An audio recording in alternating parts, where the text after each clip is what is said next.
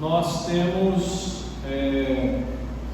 falado sobre um tema que nós tiramos da carta do apóstolo Pedro, a segunda carta de Pedro, quando ele fala lá sobre sermos frutíferos na obra de Deus. E lá então, em 2 Pedro, ele diz que para sermos frutíferos na obra do Senhor, o ideal é que nós, ao caminharmos com Deus, possamos ir associando uma série de qualidades na nossa vida. Lá ele diz que nós deveríamos associar a fé com a virtude com o conhecimento e assim por diante. Mas nós temos ministrado nas últimas semanas algumas outras características e valores que nós precisamos incorporar ao nosso viver, para que nós possamos no final da história, não no final da história, mas na nossa caminhada, realmente recebermos a bênção de Deus sobre a nossa vida e fazermos da nossa existência uma existência mais frutífera. Falamos sobre obediência, princípio da obediência. Depois falamos sobre o princípio da semeadura, não só na questão financeira, mas como é importante nós aprendermos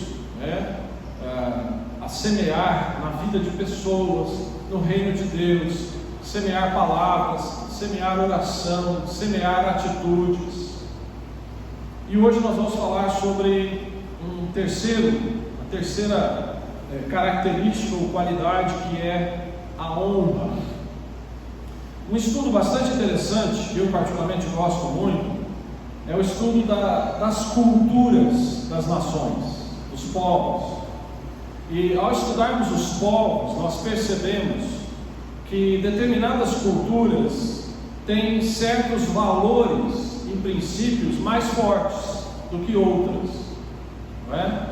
É sabido que quando a gente pensa em pontualidade, você pensa em que país? Inglaterra. Então, a pontualidade inglesa é famosa, e é verdade, né? O período que nós vivemos na Irlanda, e Irlanda não é Inglaterra, né? Irlanda é um país já um pouquinho mais abrasileirado, no sentido deles serem um pouquinho mais relaxados como nós, né? Mas mesmo vivendo na Irlanda, a gente percebia essa questão da pontualidade. Então, se você marcava um compromisso com alguém, olha, vem 8 horas na minha casa, você percebia pela janela que a pessoa chegava às 5 para as 8, ficava dentro do carro, 2 para as 8 ela saía do carro e batia na minha porta. Esse era o requinte que eles tinham em relação a ser pontuais. Agora, se por outro lado você fosse convidado a um compromisso e ele dissesse para você, olha, chega aqui às 8, você chegasse às 8h20, que para o brasileiro ainda está dentro da média, não é verdade? Que horas? 8 horas, beleza, 8h10 o cara está tomando banho na casa dele.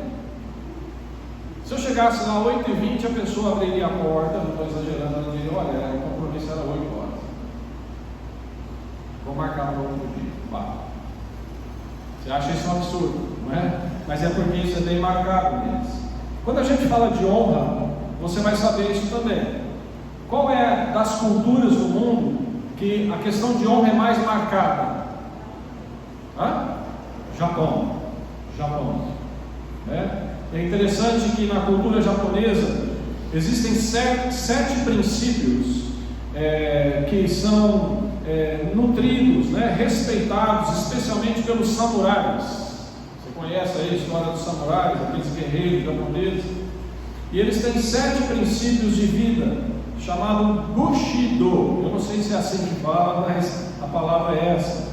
E desses 7 princípios, fala, princípio número 1, justiça e honestidade, são características que um japonês tem que ter. Segundo, coragem, é um outro princípio. Terceiro, compaixão. É muito interessante que o samurai, ele era implacável com os inimigos, mas com o seu compatriota ele usava de muita compaixão. Quarto, respeito. Quinto, honestidade. Sexto, honra. E aí nós vamos falar um pouco E o sétimo, só para terminar aqui, dever e lealdade.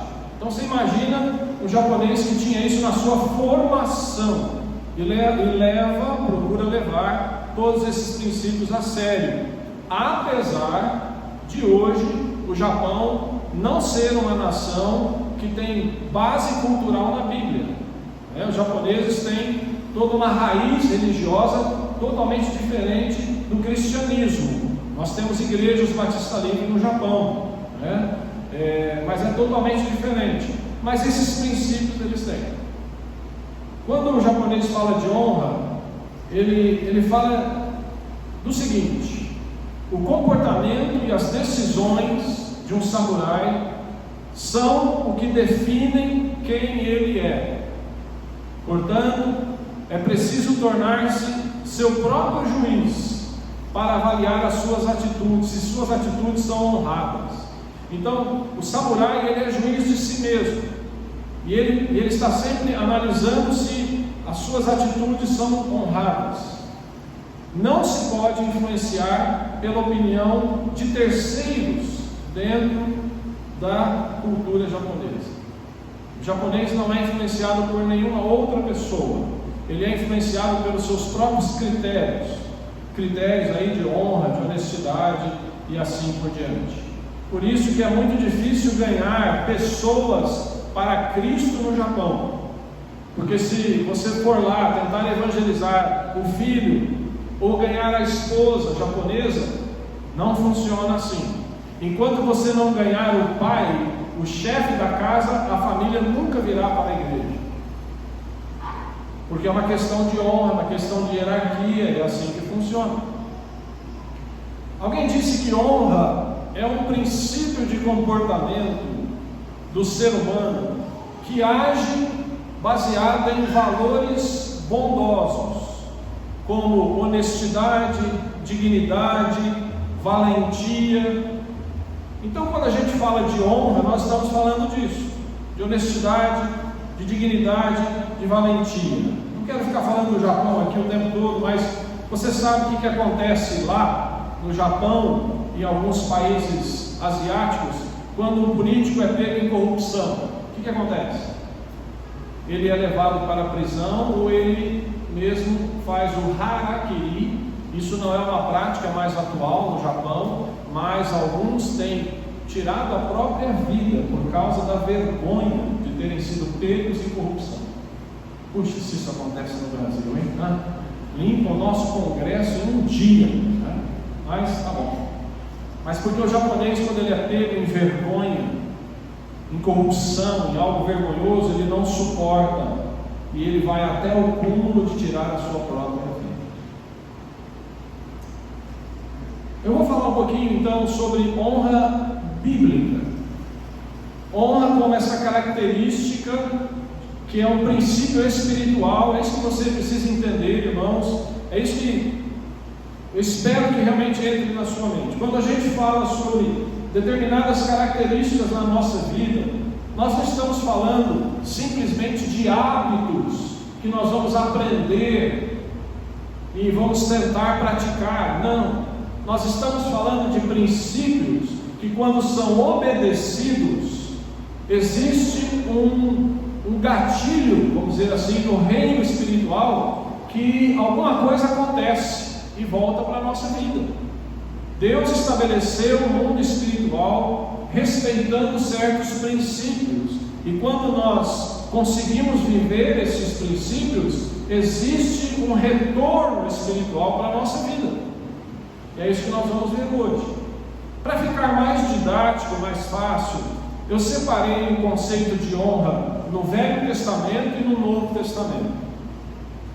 Quando a Bíblia fala de honra no Velho Testamento, ela sempre fala da disputa entre Deus e os ídolos. Essa é a grande questão do Velho Testamento. Se alguém puder trazer um copo d'água para mim, eu agradeço. Na verdade, olhando e estudando a teologia do Velho Testamento, o maior pecado que Deus tenta combater no Velho Testamento é a idolatria. Para Deus, a idolatria era mais importante ser combatida do que outros pecados, inclusive.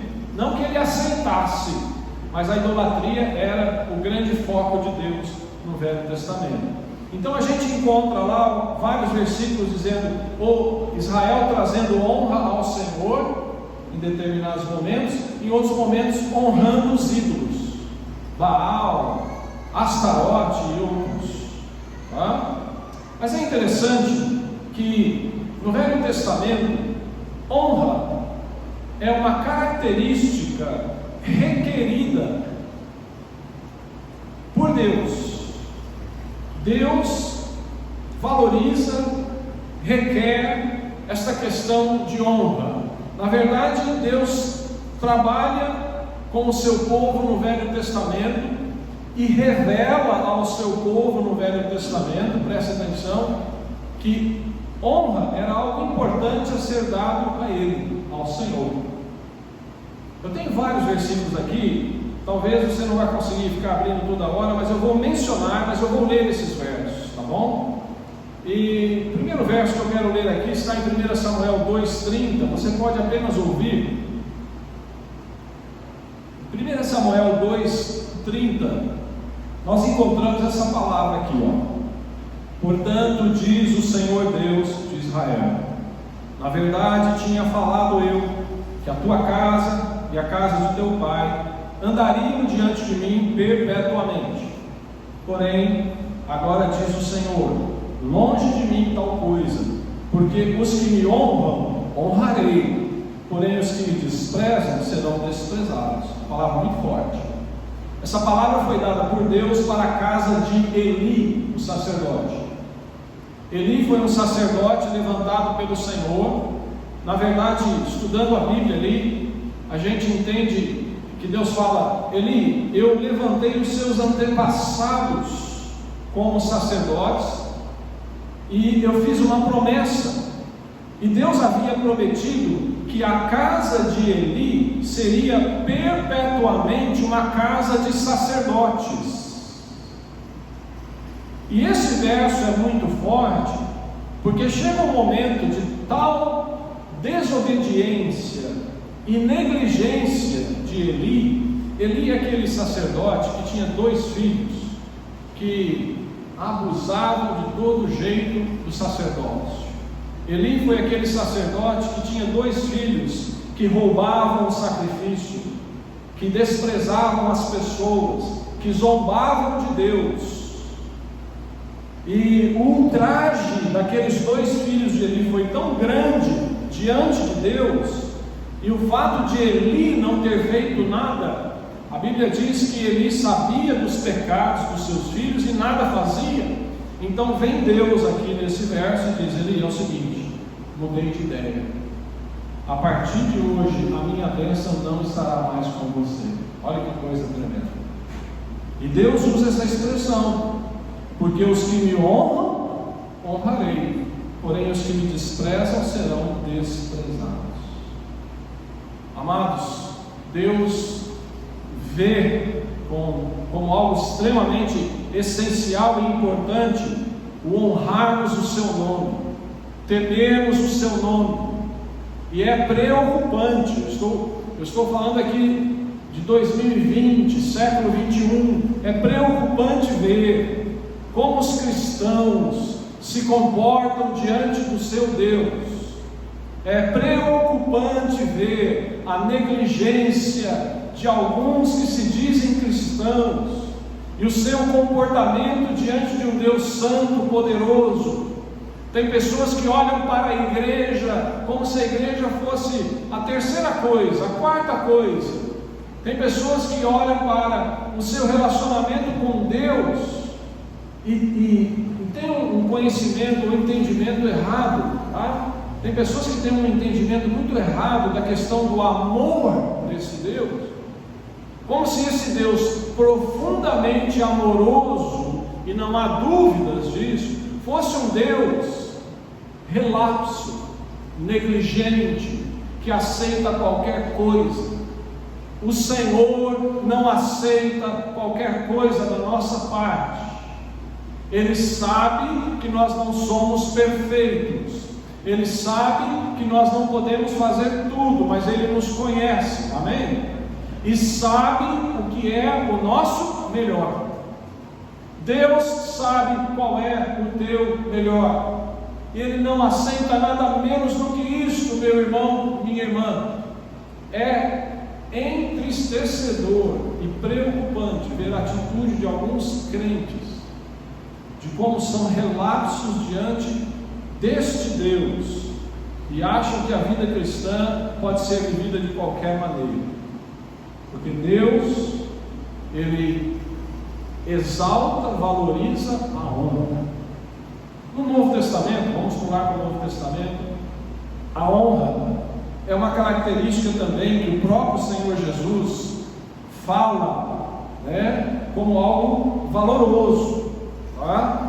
Em João 12, tem um verso que Jesus diz o seguinte: se alguém me serve, siga-me, e onde eu estiver, ali estará também o meu servo.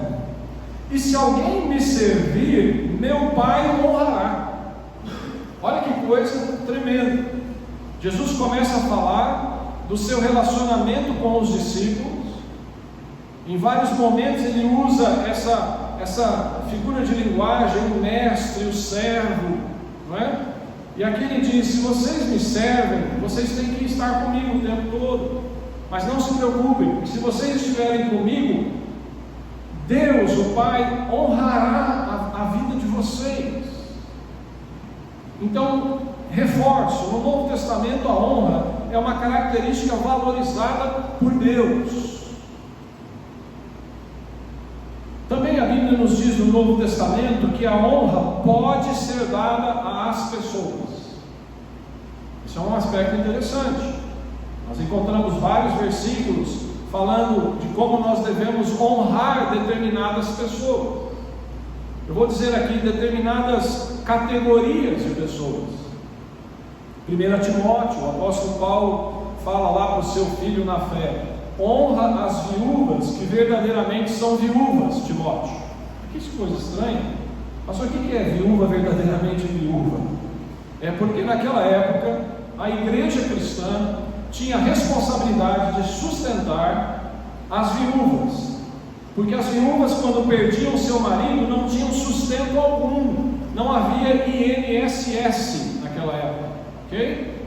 Então a igreja tinha inclusive uma grande sobrecarga, porque quando morria o marido de alguém, a igreja tinha a responsabilidade de cuidar dessa viúva crente.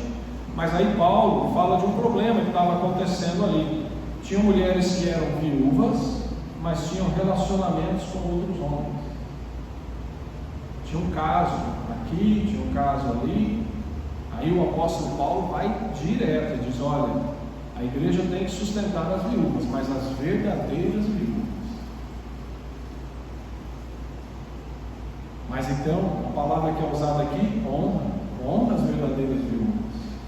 E outra passagem, em Efésios, diz: você sabe disso, honra teu pai e a tua mãe, que é o primeiro mandamento com promessa. Honra o teu pai e tua mãe. Nós falamos, quando eu estava pregando sobre a obediência, o princípio da obediência, devemos obedecer os nossos pais e mãe, pai e mãe. E aí eu dizia que só muda a obediência que eu devo ao meu pai e à minha mãe quando? A partir de que momento? Do meu casamento. Eu honro meu pai e a minha mãe, mas quando eu me caso, eu me torno uma só carne com a esposa, com o marido, e agora quem é a autoridade sobre a vida da mulher é o marido, e vice-versa. Continuo amando os meus pais, mas o próprio Deus disse: honra teu pai e tua mãe, mas quando você se casar, você se torna uma só carne. Percebe? Honra teu pai e tua mãe. 1 Timóteo ainda, capítulo 5, Paulo fala dos pastores, e aqui é um tema complicado, tema complicado, porque tem pastores e pastores, mas na verdade todos os pastores são conhecidos pelos maus pastores. Pastor, se quiser financiar um carro, não pode pôr na ficha, sabia? Isso eu enfrentei quando eu voltei lá da Irlanda em 2001, foi um choque. porque eu trouxe um dinheiro lá da Irlanda, uma oferta que nós recebemos no último culto que nós estávamos lá. Essa oferta foi suficiente, acreditem, para comprar um Fiat Uno, usado, mas essa oferta era suficiente para metade do valor. E eu precisava financiar a outra metade. Quando eu falei que é pastor, o cara falou: esquece, não fazemos financiamento com pastor, E a coisa permanece até hoje.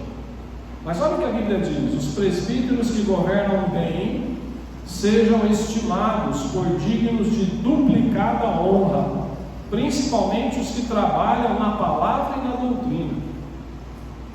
O apóstolo Paulo está dizendo que os verdadeiros pastores que se dedicam no ensino da palavra, na oração, na doutrina, esses merecem honra dupla. Em outra tradução, essa mesma passagem diz: duplicados honorários. Então a Bíblia fala que determinadas pessoas merecem ser honradas. E aí vem a grande questão: por que é importante eu agregar isso na minha vida? E aí entramos numa questão de herança cultural. É lamentável a nossa herança cultural. Eu não estou aqui para falar mal do Brasil, mas nós temos que reconhecer determinadas fragilidades da nossa cultura. Os colonizadores que vieram para o Brasil vieram para quê? Para se estabelecer e construir uma nação poderosa, ou para explorar? Para explorar a nossa nação. Exploraram os índios, exploraram, tiraram o ouro, tiraram todas as riquezas, levavam para a Europa. Assim fizeram os portugueses. Assim vieram outras nações na nossa nação. Então, as pessoas que vieram para cá vieram no intuito de explorar a nossa nação, de arrancar tudo que temos. Essa é a nossa herança cultural. E assim vem sendo a classe, por exemplo, política da nossa nação. A grande maioria, não todos, mas a grande maioria, nós sofremos com essa classe política que quer apenas nos explorar. Quando é que isso vai mudar? Então, a honra não é uma característica muito forte no Brasil. A honra não é uma característica muito forte. Nós temos dificuldade de reconhecer quando alguém merece ser honrado, quando alguém merece ser exaltado. Eu não estou falando de exaltação, de adoração, mas nós precisamos, em determinados momentos na nossa vida, tem pessoas que merecem ser reconhecidas, porque fizeram bem, fizeram certo, me abençoaram, ou são pessoas importantes para o reino de Deus, são pessoas que têm sido relevantes para a nossa sociedade. Mas nós temos dificuldade, nós temos facilidade como brasileiros de chorar com quem está chorando. Nós temos muita dificuldade de nos alegrarmos quando alguém está sendo honrado, quando está prosperando, quando passou de um emprego para um outro emprego melhor, quando a sua vida familiar está indo bem, quando as coisas estão prosperando na sua vida. Nós temos dificuldade de conviver com isso. Isso é uma profunda fraqueza, da nossa cultura, do nosso jeito de ser. Voltando ao exemplo que eu tive, vivendo na Irlanda, quando a gente fazia um favor para determinada pessoa, qualquer favor, imediatamente ele punha a mão no bolso querendo nos pagar. Irmãos da igreja, às vezes nós estávamos numa carona, fazíamos qualquer favor simples, a pessoa punha a mão no bolso: não precisa. Mas essa é a mentalidade deles. Essa é a mentalidade deles. Você me fez um favor, eu vou ter que devolver para você de alguma maneira. Aqui no Brasil, o que a gente faz? Eu vou lá no mecânico, Jabuticabal é muito comum isso, nas grandes cidades não, mas Jabuticabal, arruma aí, mexeu na repimboca da parafuseta, quanto que é? Não é nada não. Depois você volta aí. Faz um favor aqui, pega um favor ali, e muitas vezes nós abusamos dos irmãos. Pedimos grandes favores para que as pessoas façam isso para mim, façam isso para aquilo. Nunca reconhecemos essas pessoas. Isso é um defeito da nossa cultura. Agora, abra sua Bíblia em Romanos 13, 7. Para não falar que você foi na igreja e não abriu a Bíblia, abra lá, Romanos 13, 7. Ainda o apóstolo Paulo falando sobre honra. E esse contexto aqui de capítulo 13 de Romanos fala das autoridades. No capítulo, são versículos difíceis, né, nos tempos que nós estamos vivendo, mas precisamos cumprir. Romanos 13, versos 1 e 2, começa a falar ali que toda autoridade foi instituída por Deus. E nós precisamos respeitar as autoridades colocadas sobre nós, porque algumas delas, inclusive, são colocadas para que nós sejamos repreendidos. Então ali o apóstolo Paulo está falando nessa carta, e olha, ele escreve essa carta para quem, gente? Para quem ele escreveu? Romanos. Para os cristãos de Roma, aonde essa questão de autoridade, imperador, era algo muito sério. Havia em Roma um imperador terrível, sempre houve, e foram os imperadores romanos que infligiram sobre a igreja cristã as maiores perseguições. E aí vem o apóstolo Paulo e diz: olha, vocês têm que respeitar o imperador. Mais ou menos dizer, você tem que respeitar o Dória, né? Você tem que respeitar as pessoas que estão sobre a sua vida, tem que respeitar mesmo. Autoridades que Deus vai colocando sobre a nossa vida. Mas nesse contexto, olha o verso 7. Verso 7. Portanto, dai a cada um o que deveis. A quem tributo, tributo. A quem imposto, imposto. A quem temor, temor. A quem honra, honra. Aqui nós temos um princípio extremamente importante. O que o apóstolo Paulo está dizendo aqui é que existem categorias de pessoas na nossa vida. Ao governante eu devo tributo e, o que mais fala aqui? Imposto. Que coisa, né? Aos governantes nós devemos as nossas obrigações civis. Imposto, tributo, obediência, tem que obedecer, não tem jeito. Agora está acontecendo no mundo, deixa eu dizer isso, está acontecendo no mundo um levante de um espírito de liderança extremamente dominador, que é característica do anticristo. Ok? Então os governantes do mundo todo, inclusive alguns governantes brasileiros, estão se achando ditadores a ponto de ditar o que você vai fazer ou não na sua liberdade pessoal. Isso é muito sério, gente. Isso é muito sério. Isso é uma preparação para o tempo da tribulação, aonde você não fará mais nada se não tiver uma marca e alguém estará monitorando você o tempo todo.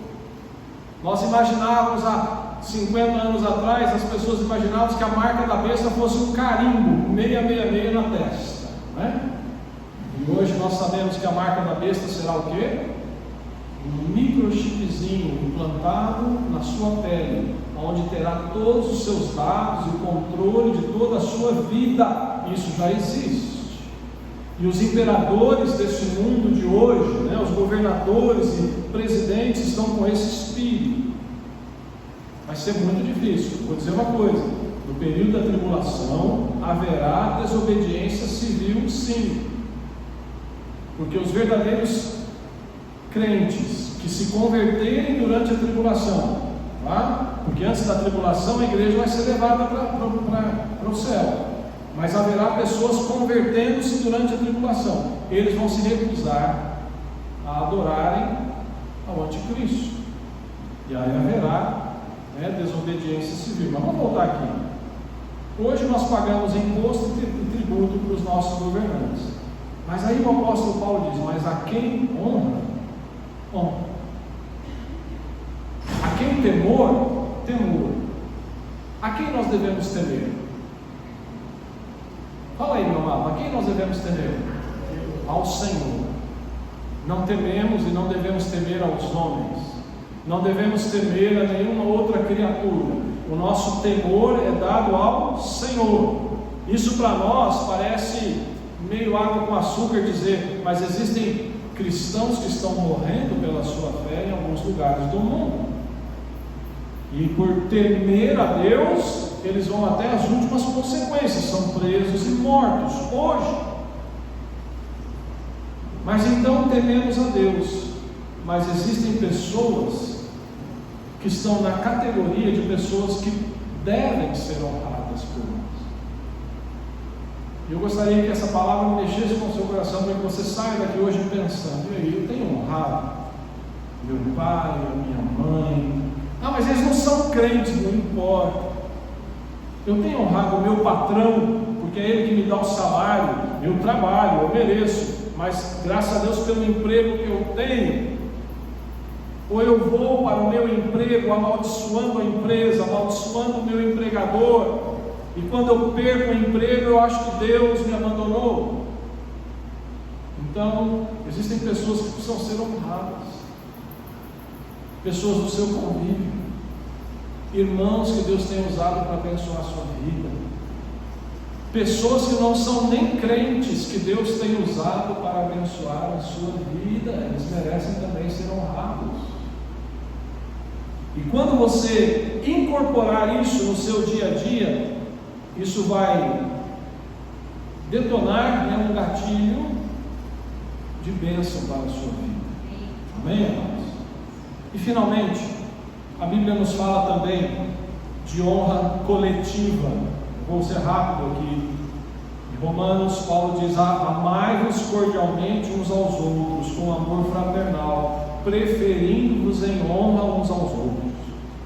De maneira que se o membro padece, 1 Coríntios fala, todos os membros padecem com ele. E se o membro é honrado, todos os membros se regozijam com ele. Opa, é isso que eu falei, aquela dificuldade, né? Quando alguém é honrado na família de Deus, eu tenho dificuldade de me alegrar com ele. Não pode ser. Amai-vos cordialmente uns aos outros. Essa palavra é muito forte.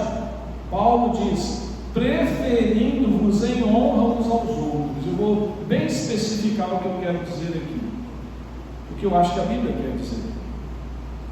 Tem pessoas que batem no peito e dizem: ah, pastor, eu tenho mais amigos fora da igreja do que dentro da igreja. Isso é lamentável.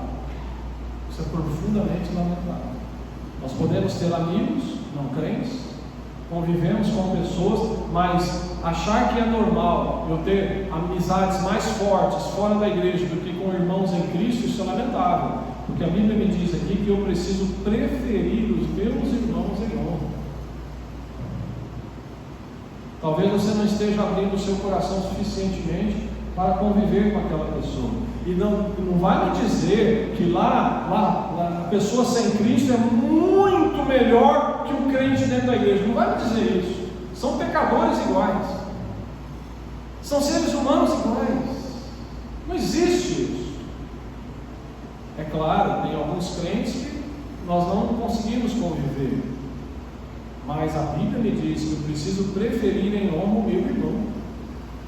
Está falando de honra coletiva, honra do corpo de Cristo. Sabe qual é o resultado desse relacionamento tão forte com pessoas não cristãs? É um natural afastamento da família de Deus. E finalmente, para que nós entendamos a honra e tenhamos todos esses princípios na nossa vida, nós precisamos ter uma vida honrada. O que é ter uma vida honrada, pastor? Eu acho que é justamente ter na nossa vida essas características de lealdade, honestidade, comprometimento, mas não por causa da cultura japonesa, mas por causa da cultura do reino de Deus. Eu tenho que ser honesto, eu tenho que me dedicar às pessoas, eu tenho que ter lealdade, eu tenho que ter honra na minha vida. E a Bíblia fala sobre vários aspectos, eu não vou mencionar aqui todos, mas a Bíblia fala de vários aspectos pelos quais nós devemos honrar a nossa vida. Um deles a Bíblia fala que cada um de vós deve saber possuir o seu próprio corpo em santificação e honra. Se você não sabe honrar o seu corpo, as pessoas não saberão honrar o seu corpo. Isso é um princípio muito claro. Isso serve para as moças, para as mulheres que não sabem honrar o seu corpo, vestindo-se de maneira decente. E não é só a vestimenta, é o comportamento. É o comportamento. Quando determinadas mulheres não sabem se comportar com honra, o que vai acontecer? Elas vão cair na mão de pessoas que vão desonrá-las. Quantos casos de estupro têm acontecido, violência, feminicídio? Por quê, amados? É culpa das mulheres? Não. Mas nós vivemos num mundo tenebroso. O pecado está graçando aí em todo lugar. E aquela pessoa que não sabe honrar o seu corpo, ela não receberá a honra das outras pessoas. Amém ou não? E finalmente diz aqui: de sorte que se alguém se purificar destas coisas, será vaso para a honra, santificado e idôneo para o uso do Senhor, preparado para toda boa obra. Esse é o grande ideal de Deus para a nossa vida. Sabe qual é? É que depois que Jesus entrou na sua vida, Ele foi te transformando, e foi transformando você, que era um vaso de desonra, em vaso de honra. Amém, amados? Não é porque você merece, não. Não é porque eu mereço, não. Porque a Bíblia diz que a glória de Deus está colocada num vaso de quê? De barro.